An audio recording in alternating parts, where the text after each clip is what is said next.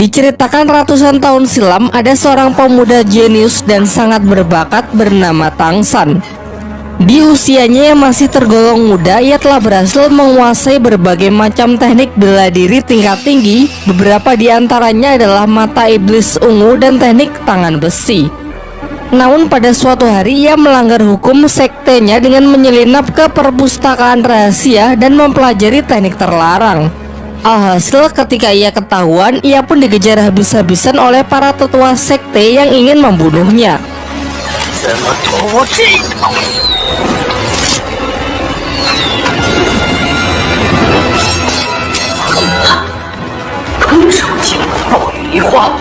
Dari menyusuri hutan hingga tiba di sebuah tebing curam yang disebut sebagai lembah iblis.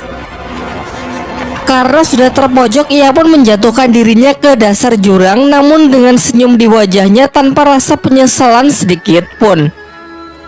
Akan tetapi sesaat setelah kejadian itu, tiba-tiba ia terbangun di tubuh anak kecil berusia 6 tahun yang menandakan kalau kini ia telah terlahir kembali di suatu daerah yang disebut dataran dahulu. Tangsan kecil tinggal di sebuah desa bernama Desa Roh Mulia bersama sang ayah, seorang pandai besi yang terlihat kusam dan suka mabuk-mabukan. Dalam kesehariannya, Tangsanlah yang bertindak mengurus rumah serta menyiapkan makanan. Diceritakan bahwa anak-anak yang sudah menginjak usia 6 tahun akan dikumpulkan oleh sang kepala desa untuk menguji apakah mereka memiliki kekuatan roh pelindung atau tidak. Pengujiannya dilakukan oleh seorang master roh bernama Suyanto yang berasal dari Akademi Roh Pelindung di kota Nauding. Tangsan dan anak-anak lain kemudian diajak masuk ke dalam sebuah ruangan yang merupakan tempat untuk menguji kekuatan roh mereka. Kekuatan roh pelindung sendiri sangat bervariasi jenisnya dan tingkat kekuatannya. Contohnya Suyanto sendiri yang memiliki kekuatan roh pelindung serigala hutan. Jenis ini sangat cocok digunakan dalam bertarung. Singkat cerita, anak pertama maju untuk melihat jenis kekuatan roh pelindungnya. Dari tangan kanannya memvisualisasikan teknik kekuatan roh pelindungnya. Dalam hal ini adalah salah satu alat pertanian, yaitu sebuah sabit. Masuk ke tes kedua untuk mengetahui seberapa besar tingkat kekuatannya. Sebuah bola cahaya akan menyala terang jika anak yang menyentuhnya memiliki cukup energi roh. Namun sayangnya anak pertama ini sama sekali tak memiliki energi roh, sehingga ia dinyatakan gagal karena kekuatan roh pelindungnya tersebut tak akan pernah bisa dikembangkan. Dan kabar buruknya, sebagian besar anak-anak di desa ini memiliki kekuatan roh pelindung peralatan pertanian, namun tak ada satupun dari mereka yang memiliki energi roh. Dijelaskan tanpa energi roh, mau berlatih sekeras apapun dan menggunakan metode apapun maka akan sia-sia. Dengan kata lain, mereka tak akan pernah bisa menjadi seorang master roh. Sampai akhirnya kini hanya tersisa Tangsan sebagai anak terakhir yang akan mengikuti tes. Dari tangan kanannya, ia menunjukkan jenis roh pelindung yang berbeda dari anak-anak lain, yakni rumput biru perak. Tapi anehnya di saat yang bersamaan ia juga membangkitkan roh pelindung lain di tangan kiri berwujud sebuah palu. Namun ia lebih memilih menyembunyikannya dan hanya menunjukkan roh pelindung di tangan kanannya saja. Sayangnya Suyanto malah mengatakan kalau rumput biru perak adalah jenis roh pelindung yang jauh lebih tidak berguna daripada alat pertanian. Oleh karena itu, Suyanto enggan melanjutkan Tangsan ke tahap kedua karena sudah pesimis kalau Tangsan tak akan punya energi roh dengan jenis roh pelindung selemah itu. Akan tetapi Tangsan tetap bersikeras agar diizinkan untuk mencobanya terlebih dahulu. Dan benar saja, saat Tangsan menyentuh bola bercahaya itu, seketika sinar yang menyilaukan menerangi seluruh ruangan yang menandakan kalau Tangsan memiliki energi roh tingkat tinggi. Meskipun bisa dikatakan spesial, namun sang master roh masih pesimis mengingat roh pelindung rumput biru perak memang benar-benar lemah dan tak pernah ada sejarahnya bisa berkembang terlalu jauh. Setelah ujian usai, Pak Kepala Desa memberikan kabar baik bahwa Suyanto meninggalkan undangan kepada Tangsan untuk mendaftarkan dirinya ke Akademi Roh Pelindung di kota Nauding. Sesampainya di rumah, ia kemudian memberitahukan kepada ayahnya dan meminta izin untuk mendaftar di akademi tersebut yang akan diadakan 3 bulan lagi. Namun sayangnya sang ayah dengan tegas menolak tanpa memberikan alasan yang jelas. Masih belum menyerah, Tangsan mencoba untuk membujuk ayahnya dengan menunjukkan kekuatan roh pelindung ganda miliknya, yang salah satunya berwujud sebuah palu yang diketahui bernama palu Huotien. Setelah melihat putranya mewarisi roh pelindung rumput biru perak mendiang ibunya serta palu Huotien miliknya, sang ayah pun memulai mempertimbangkan keinginan Tangsan tersebut. Dari sini kita pun mengetahui masa lalu dari ibu Tangsan yang gugur dalam perang di masa lalu serta sosok ayah Tangsan yang ternyata bukan orang sembarangan. Singkat cerita, ayah Tangsan berubah pikiran dan mengizinkan Tangsan untuk masuk ke akademi tersebut. Namun Tangsan harus berjanji untuk tidak memberitahu ke siapapun kalau ia memiliki roh pelindung palu Huotien. Singkat cerita, 3 bulan telah berlalu.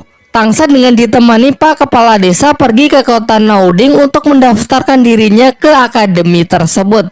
Di saat yang bersamaan terlihat juga seorang gadis kecil pemilik roh pelindung kelinci merah muda bernama Xiao yang juga hendak ikut mendaftar. Kembali ke Tangsan, akhirnya sampailah ia di gerbang masuk akademi. Namun penjaga gerbang di sana tidak mengizinkannya masuk karena tidak percaya dengan Tangsan dan kepala desa yang terlihat sangat miskin. Bahkan undangan yang dibawa Tangsan pun ia lempar karena menganggap kalau undangan tersebut adalah undangan palsu. Tangsan yang sangat kesal karena sudah diremehkan memukul si penjaga gerbang hingga ia terlempar.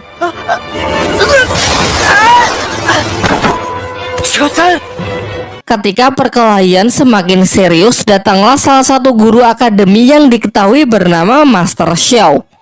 Kemudian Master Xiao memastikan kalau undangan yang dibawa Tangsan adalah undangan asli sehingga ia mengizinkannya untuk masuk. Dijelaskan kalau Master Xiao ini adalah guru yang sudah tidak mengajar.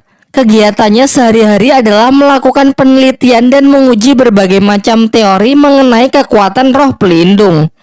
Seperti mempelajari tentang kelemahan dari tiap-tiap jenis roh pelindung, bagaimana metode paling efektif untuk mengembangkannya, dan masih banyak lagi. Bahkan hanya dengan sekali melihat undangan milik Tangsan di mana tertulis jenis roh rumput biru perak dan energi roh penuh, ia langsung bisa menyimpulkan kalau Tangsan ini pasti memiliki roh pelindung ganda. Setelah mendengar penjelasan panjang lebar yang cukup masuk akal berdasarkan penelitian dari Master Xiao, Tangsan pun menjadi sangat mengaguminya. Ditambah lagi Master Xiao mengatakan bahwa Tangsan sangat spesial dan berpotensi menjadi seorang master roh terhebat di masa depan. Hingga akhirnya Tangsan berlutut dan meminta agar Master Xiao bersedia menjadi gurunya. Singkat cerita, setelah pembicaraan mereka, Tangsan pun diantar menuju ruang TU untuk mengurus segala administrasi pendaftaran. Namun di sana Tangsan mendengar para petugas TU justru menertawai dan memandang rendah Master Xiao. Menurut mereka, Master Xiao hanyalah badut akademi yang kegiatannya cuma mengarang teori-teori aneh. Satu-satunya alasan mengapa guru Xiao masih dihormati hanyalah karena ia merupakan teman dekat dari kepala akademi saja. Meskipun sudah mendengar semua ejekan itu, Tangsan tak sedikit pun menurunkan kekagumannya kepada Master Xiao karena Master Xiao satu-satunya orang yang mampu mengetahui kalau dirinya memiliki roh pelindung ganda. Hal ini jelas membuktikan kalau ia memanglah guru yang sangat hebat. Sesampainya ia di asrama, Tangsan langsung mendapatkan serangan dari seorang anak bernama Waseng, ketua dari asrama laki-laki di kamar 7.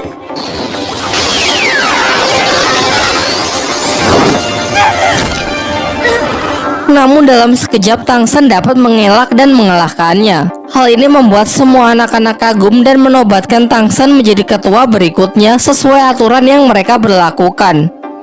Selang beberapa waktu datanglah Xiao, gadis kelinci yang sempat kita lihat sebelumnya, datang bersama dengan Tangsan. Masih dalam rangka memperebutkan siapakah yang lebih pantas menjadi bos sesuai aturan yang berlaku, akhirnya mau tidak mau mereka pun mulai bertarung. Pertarungan mereka pun berjalan sangat sengit. Dengan lincahnya si gadis kelinci bisa mengimbangi kekuatan dan kecepatan Tangsan. Ia menggunakan sebuah teknik unik gerakan tubuh yang sangat fleksibel.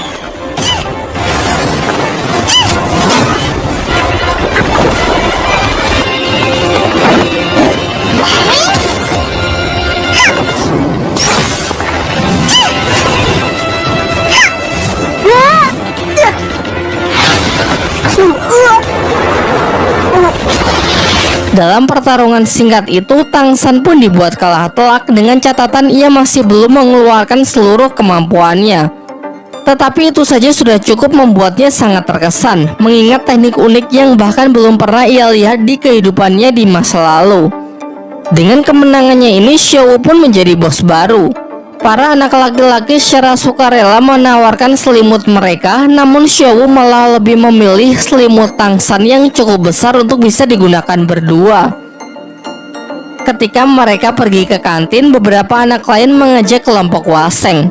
Ternyata di akademi ini beberapa tingkat asrama dibagi berdasarkan status sosial. Adapun anak-anak orang kaya yang mendapatkan tempat VIP seperti hotel, sedangkan asrama milik Waseng hanyalah asrama biasa untuk anak-anak miskin. Xiao Wu yang kesal sempat ingin memulai keributan, namun beruntung berhasil dicegah oleh Tang San. Keesokan harinya, secara pribadi Tang San menemui Master Xiao untuk menunjukkan roh pelindung Palu Hotian di tangan kirinya. Setelah merasa kalau energi roh Tang San sudah cukup untuk bisa naik level, Master Xiao pun mengajak Tang San untuk berburu cincin roh besok.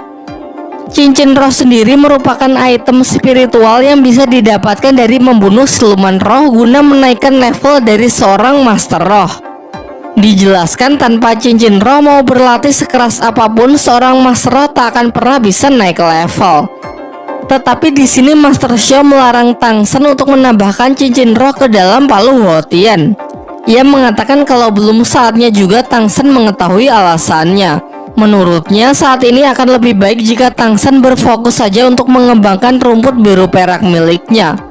Ia kembali menjelaskan mengenai tipe-tipe kekuatan roh pelindung yang bisa dikembangkan.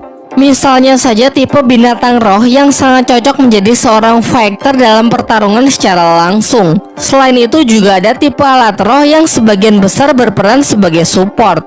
Meski tak jarang juga berbagai peralatan dikembangkan untuk bisa dijadikan senjata yang mematikan. Sementara untuk Tang San sendiri, Master Xiao lebih menyarankannya menjadi tipe pengontrol.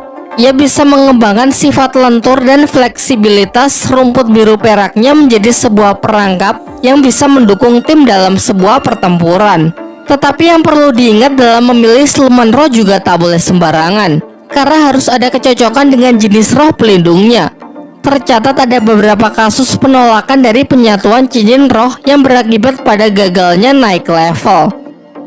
Singkat cerita, besoknya mereka pergi ke hutan berburu, suatu wilayah di mana banyak siluman roh yang berkeliaran secara bebas. Dalam perjalanan, Master Xiao memberikan sebuah sabuk yang berguna untuk menampung barang-barang bawaan secara praktis. Lalu ia menjelaskan mengenai klasifikasi siluman roh yang bisa dibedakan berdasarkan umurnya. Ada yang berumur ratusan tahun, ribuan tahun, puluhan ribu tahun, dan seterusnya. Semakin tua umurnya, maka akan semakin kuat pula siluman roh tersebut. Dan tentunya semakin kuat seekor siluman roh, maka akan semakin sulit pula untuk ditaklukkan. Sehingga tak jarang banyak master roh yang membentuk sebuah tim hanya demi mengalahkan seekor siluman roh saja. Namun yang perlu diingat lagi bahwa seorang master roh pemula dengan level rendah, tubuhnya tak akan mampu menampung cincin roh yang terlalu kuat. Dan jika tetap memaksakan diri, maka ia bisa mati. Setelah memasuki wilayah hutan berburu, di sana terdapat banyak orang yang mencari anggota tim untuk diajak bekerja sama berburu siluman roh. Namun Master Xiao menyarankan agar tidak mempercayai siapapun di tempat seperti ini, apalagi dengan orang yang baru dikenal. Lagi pula sebuah tim haruslah memiliki chemistry yang sangat baik dengan kekuatan yang saling melengkapi, bukannya sembarang tim yang dibentuk sehari jadi. Hutan berburu merupakan suatu tempat yang sangat dijaga ketat, sehingga jika ingin masuk harus memiliki ID card sebagai tanda kalau mereka memiliki izin untuk berburu. ID card sendiri memiliki 6 tingkatan yang ditunjukkan secara jelas dari simbol-simbol yang terukir. Simbol-simbol tersebut mewakili ke-6 master roh legendaris. Tentu semakin tinggi tingkatan ID cardnya, maka akan semakin banyak pula wilayah hutan yang bisa mereka akses. Dijelaskan kalau ID card tertinggi hanyalah dimiliki oleh master roh dengan gelar tertinggi yang disebut gelar Dauluo. Sesampainya di dalam, mereka pun mulai melakukan pencarian. Master Xiao mengeluarkan roh pelindungnya yang berbentuk hewan mutasi bernama Liu Shenpao. Kemampuannya adalah memiliki penciuman yang sangat tajam dan dapat melancarkan serangan kentut halilintar. Dijelaskan juga bahwa roh pelindung terkadang juga mampu melakukan mutasi. Sayangnya dalam kasus Master Xiao, roh pelindungnya justru bermutasi menjadi lebih lemah. Hal inilah yang membuatnya mentok berada di level 30 dan membuatnya sering menjadi bahan ejekan oleh orang-orang di akademi. Mereka berdua lalu melanjutkan perjalanannya untuk lebih jauh masuk ke dalam hutan. Sempat bertemu dengan siluman roh kucing muda berumur 10 tahun, namun belum cocok jika digabungkan dengan roh pelindung milik Tang San. Selanjutnya ada siluman roh tanaman bambu. Kulitnya sangat keras sehingga sangat baik sebagai skill pertahanan. Meskipun lumayan cocok, namun masih bukan yang terbaik untuk rumput biru perak milik Tang San. Ia menyarankan agar Tang San memilih siluman roh beracun dan memiliki pertahanan yang sangat tinggi.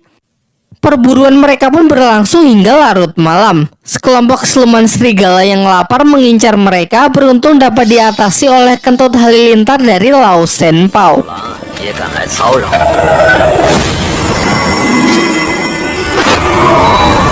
放屁如打雷，轰天烈日。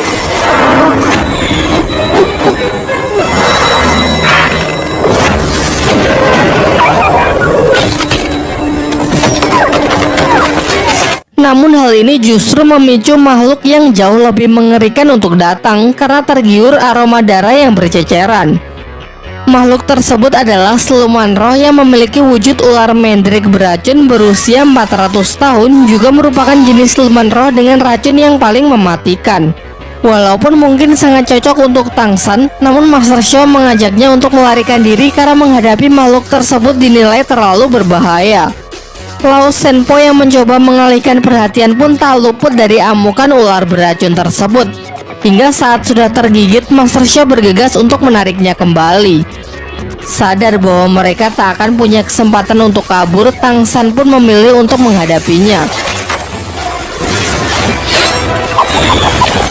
这大蛇的防御力阶梯。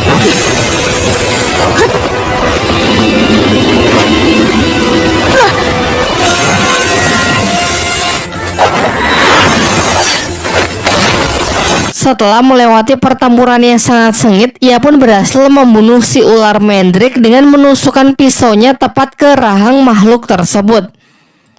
Selama ini banyak orang yang percaya kalau jenis roh pelindung tumbuhan hanya bisa menyerap cincin roh dari siluman jenis tumbuhan juga.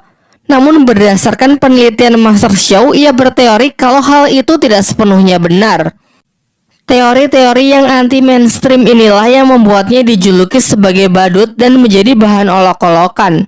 Tetapi Tang San sangat percaya dengannya dan memutuskan untuk membuktikan kebenaran dari teori gurunya tersebut. Mulailah ia melakukan proses penyerapan yang berlangsung cukup lama. Sampai akhirnya penyerapan pun berhasil sehingga kini rumput biru peraknya telah berkembang menjadi rumput beracun. Namun di sisi lain, Master Xiao tengah terluka karena terkena racun dari Lao Shenpao yang semalam sempat mendapatkan gigitan dari ular mendrik. Beruntung dengan cepat Tang San bisa membantunya mengeluarkan racun berkat ilmu yang pernah ia pelajari dari ayahnya. Setelah gurunya siuman, Tang San pun menunjukkan dirinya yang telah berhasil melakukan proses penyerapan cincin roh dan juga telah mengunlock skill pertamanya, yaitu serangan tali akar beracun dalam radius up to 50 meter. Setelah kembali ke akademi, Master Xiao yang merasa pemulihannya akan memakan waktu cukup lama sehingga untuk sementara tak bisa melatih Tang San, memberikan sebuah buku yang berisi berbagai macam penelitiannya mengenai cara paling efektif untuk mengembangkan kekuatan roh pelindung. Selain itu, ia juga menyuruh Tang San pergi ke gedung cabang Akademi Master Roh untuk mendaftarkan dirinya sebagai Master Roh Cilik. Dengan begitu, ia juga akan mendapatkan tunjangan setiap bulannya. Sesampainya di gedung cabang, ia bertemu dengan kakek Matthew dan juga bertemu kembali dengan Suyanto. Kemudian kakek Matthew mengajak Tang San masuk ke sebuah ruangan untuk mengetes kelayakan Tang San. Hasil tes tersebut sangat mengejutkannya karena mengungkapkan kalau Tang San menggunakan siluman roh ular mendrik sebagai cincin roh pertamanya. Padahal jenis roh pelindungnya adalah jenis tumbuhan rumput biru perak. Tang San lalu mengatakan bahwa gurunya adalah Master Xiao. Kakek Mateo pun kembali terkejut karena hal ini membuktikan kalau teori-teori yang selama ini dianggap aneh sudah terbukti benar. Dalam perjalanan kembali ke akademi, Tang San melihat orang-orang pandai besi sedang melakukan pekerjaannya yang membuat dirinya tertarik untuk bergabung. Berniat menjadikannya sebagai pekerjaan paruh waktu, ia pun lalu menunjukkan keahlian menempa besinya yang dulu pernah ia pelajari dari sang ayah. Di sisi yang lain terlihat ayah Tang San yang ternyata secara diam-diam selalu mengawasi putranya tersebut. Ia lalu pergi menemui Master Xiao dan memintanya untuk mengambil tanggung jawab menjaga dan menjadi guru pembimbing dari Tang San karena ia akan pergi dalam waktu yang cukup lama demi menyelesaikan sebuah misi rahasia. Dari sini terungkap bahwa ayah Tang San bernama Tang Hao, seorang master roh legendaris pemegang gelar Dao Luo yang dijuluki sebagai Master Hao Tian. Sebelum pergi, ia memberikan ID card kekuasaan mutlak kepada Master Xiao yang mungkin nanti bisa berguna. Singkat cerita, 1 tahun pun telah berlalu. Bersama dengan Xiao, ia telah menyelesaikan tahun pertamanya di Akademi Roh. Pada libur tahunan, ia mengajak Xiao mengunjungi rumahnya, namun rumahnya kosong dan terlihat sangat kotor. Kepala desa lalu menjelaskan bahwa sudah sangat lama ayah Tang San pergi meninggalkan desa. Ia menitipkan selembar surat yang berisi kalau ayahnya akan pergi dalam waktu yang sangat lama untuk mengemban suatu misi yang selama ini tertunda. Ia berjanji jika nanti Tang San sudah berhasil menjadi master roh yang terhebat, maka pasti mereka akan bertemu kembali. Tang San pun menjadi sangat sedih karena kini ia merasa sudah tidak punya siapa-siapa lagi.